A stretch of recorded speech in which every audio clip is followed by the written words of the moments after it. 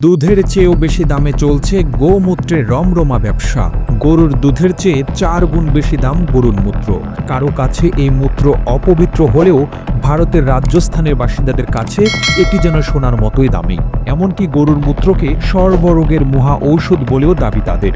গরুর মূত্রের এত চাহিদা যে কোনো উদ্যোক্তা রাতভর জেগে থাকেন কখন গরু মূত্র বিসর্জন দিবে। কেননা সময় মতো দুধ সংগ্রহ করা গেলেও মূত্রের জন্য থাকতে হয় কড়া সতর্কতায়। এখানে 1 লিটার দুধের দাম সর্বোচ্চ 35 থেকে 48 রুপি হলেও 1 লিটার গোমূত্র বিক্রি হয় 175 থেকে 350 রুপি পর্যন্ত। খামারিরা জানান, মূত্র সংগ্রহ করা দুধ দোহানের চেয়েও কঠিন। রাত জেগেই অপেক্ষা করতে হয় এবং সঠিক সময় মতো সংগ্রহ করা না গেলে এটি অপচয় হয়ে যায়। তবে রাত জাগার এই কষ্ট তারা মেনে নিতে প্রস্তুত, কারণ এর লাভ দুধের চেয়ে অনেক বেশি।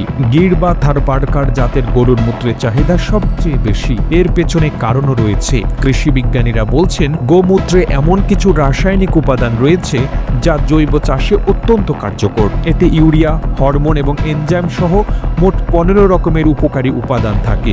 গোমূত্রের সঙ্গে গোবর ও গুড় মিশিয়ে তৈরি করা জৈব সার চাষিদের জন্য আশীর্বাদ স্বরূপ। রাজস্থানের মহারানা প্রতাপ কৃষি বিশ্ববিদ্যালয়ের গবেষকরা জানান, তাদের গবেষণায় গোমূত্রের ঔষধি গুণও প্রমাণিত হয়েছে।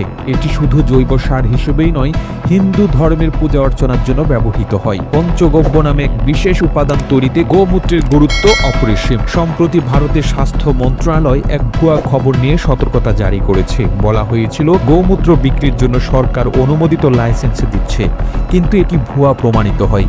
এ নিয়ে আরও গবেষণা ও সচেতনতা তৈরি করার প্রয়োজন বলে মনে করেন বিশেষজ্ঞরা। তবে এত কিছুর পরও রাজস্থানের খামারিরা আশাবাদী, কেননা নতুন আয়ের এই উৎস বদলে দিতে পারে তাদের জীবনযাত্রা।